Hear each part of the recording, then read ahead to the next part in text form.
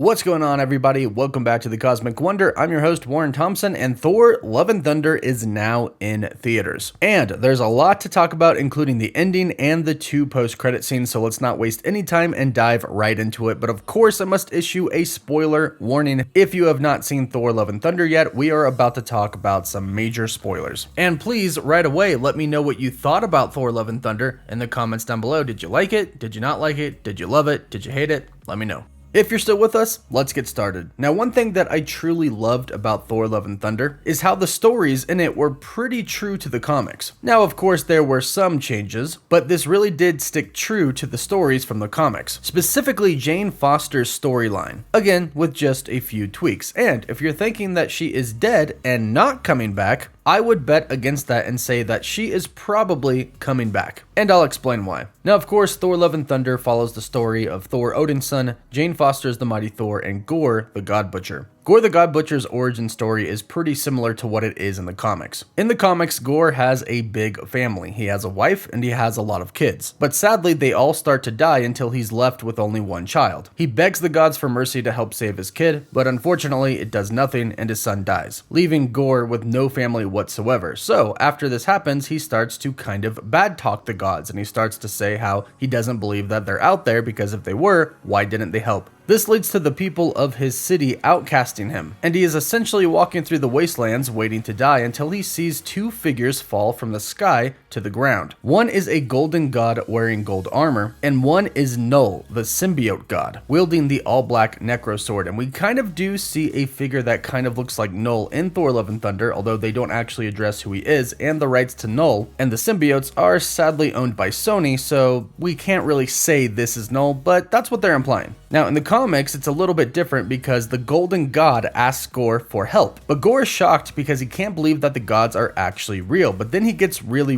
mad because he knows the gods are real but did not help him. So instead of helping the god, he takes the all-black necro sword and he kills him. This is pretty much what we saw in the beginning of Thor Love and Thunder. Gorr afterwards takes the all-black necro sword and makes a vow to kill all the gods, becoming Gorr the God Butcher. He would try to kill Thor on Earth, but the Vikings come to Thor's rescue, and this causes Gorr to retreat, and eventually Thor goes on to hunt him down. Meanwhile, the story of Jane Foster in the comics is very similar to what we saw on screen. Jane Foster is diagnosed with cancer, and Thor actually becomes unworthy to lift Mjolnir. This is caused by Nick Fury actually whispering something into Thor's ear on the moon, which wasn't revealed at the time, but would later go on to be revealed that Nick Fury said Gorr was right, meaning that the world would be better if there were no gods in it. But the hammer then makes its way to Jane Foster with the help of Heimdall, where she is able to wield Mjolnir, becoming the Mighty Thor. Now, in the movie, I actually really enjoy how Jane Foster became worthy to lift Mjolnir. When showing us the backstory of Thor and Jane dating, we see that Thor, one night while Jane was asleep and he was admiring her, is talking to Mjolnir and he asks Mjolnir to protect her at all costs and always be there for her. This is one reason that Mjolnir calls out to Jane while she has cancer. They also reveal that Jane is worthy to lift Mjolnir because when Thor was actually unworthy in the very first Thor film, Jane is the one who believed in Thor and helped him become worthy. So Jane Foster, who is dying of cancer, transforms into the Mighty Thor when she is wielding the hammer. When she transforms into the Mighty Thor, she has all the strength of a Thor, of a god. Unfortunately, much like in the comics, this actually kills her. When she's transformed into a god, two things actually happen. One is that her body actually cleanses itself of all poison. Therefore, it removes itself of all of the chemotherapy that has been done to it, because chemo is poison that attacks cells. So the body sees this as an attack, and when she becomes a god, it gets rid of the chemo, making the chemo completely ineffective. Also, at the same time, her cells harden because they become like a god's cells, which in turn makes the cancer cells even stronger. So lifting and wielding Mjolnir literally kills her, much like we saw in the movie. She dies in the comics and she goes to Valhalla, but eventually Thor would end up bringing her back. Now, she would arrive in the same condition back on Earth, still having cancer, but she ends up beating it and ends up becoming a Valkyrie. So I'm assuming something very similar is going to be happening in the MCU. Jane is going to come back and help Thor raise love. Now, there's actually time travel involved in the comic story of Gorr the God Butcher, and there are many different Thors involved as well, a past Thor, a future Thor, the Avengers as Thor, and here's where the story kind of is a little bit different, but essentially the same. Gorr Gorr is building a god bomb, a bomb that would destroy all of the gods in the universe. Now, in the movie, they replaced this with eternity. Eternity would grant a wish to the person that gets to him. And since eternity is basically the universe itself, it can grant that wish. Side note, we finally saw a cosmic entity in the MCU and it was truly awesome. So Gorr makes it to eternity and his plan was to wish for all of the gods to be dead. And in the final moment, Thor chooses to spend his last moments, what he believes are his last moments,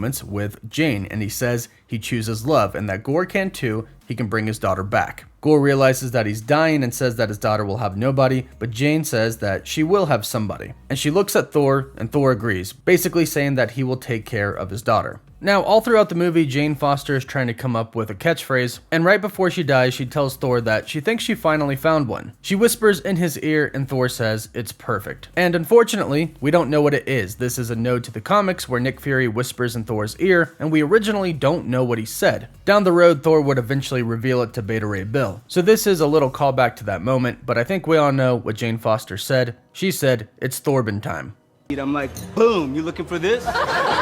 Sadly, Jane Foster dies, Gorr dies as well, and Thor ends up with a daughter, Love, born from Eternity, who has some pretty cool powers that I know we're going to be seeing in the future of the MCU. Now, this is more of a redemption arc for Gorr. In the comics, he actually manages to bring his wife and his son back in a way, but eventually he gets really mad because his wife ends up calling him a god, and Gorr kills his wife. His son then releases some Thors who were held captive and tells them to kill his father. So the movie version is a much nicer redemption for Gorr the God Butcher. Now, like I mentioned, the second post-credit scene, we see Jane Foster arrive in Valhalla. She became the mighty Thor, she became a god, and she chose to fight and save the universe rather than save her own life. This earned her a spot in Valhalla, and she is greeted by none other than Heimdall. Heimdall says, "Thank you for looking after my son. You are very welcome here to the land of the gods. Welcome to Valhalla." Now, like I mentioned in the comics, this happens. Jane dies in battle, so she earns a spot in Valhalla, but Thor channels the god Tempest through the broken Mjolnir and manages to call back Jane's consciousness into her body. Here she's given another second chance, she beats cancer, and like I mentioned, comes back as a Valkyrie. I'm assuming that something similar is going to happen here, as in the movie, after all the credits are done, it says Thor will return, and considering how well received Jane Foster's The Mighty Thor was, I'd say that she's coming back as well. Now, in the movie, we saw Thor and the rest of the gang go to Omnipotent City, where Zeus and a bunch of other gods dwell. Unfortunately, the other gods were kind of a disgrace and zero help at all. They end up fighting the gods, and Zeus throws a thunderbolt through Korg. This puts Thor in a rage as he thinks that Korg is dead, so he takes Zeus's thunderbolt as it's thrown at him, throws it right back at Zeus, and seemingly kills him. However, in the first post-credit scene, it is revealed that Zeus is alive, and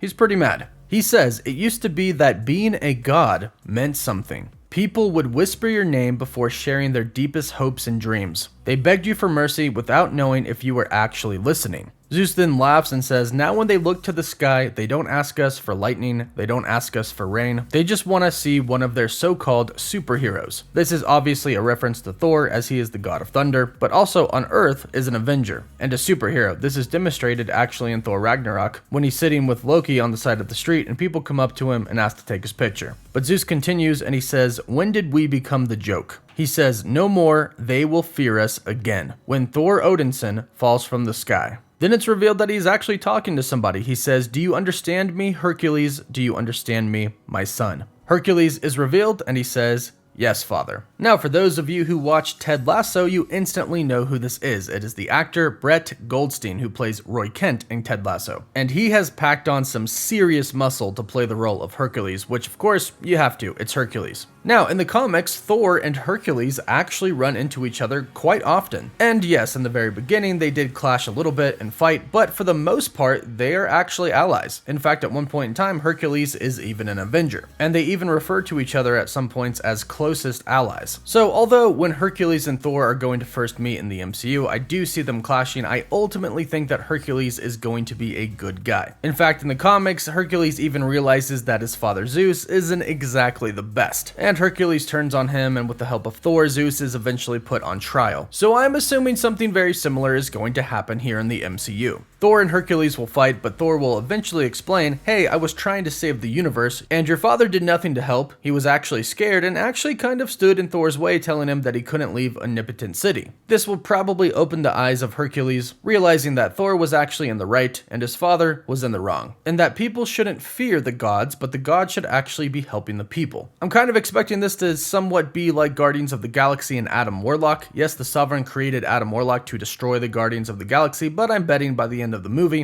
Guardians 3, Adam Warlock becomes a Guardian of the Galaxy and is actually a hero, much like in the comics. And those are the post-credit scenes and the ending for Thor Love and Thunder. Let me know what you thought of the movie. I want to know your thoughts in the comments down below. Don't forget to like the video and subscribe if you love Marvel and the MCU. For live updates, you can follow me on Instagram and Twitter. And as always, thank you all so much for watching.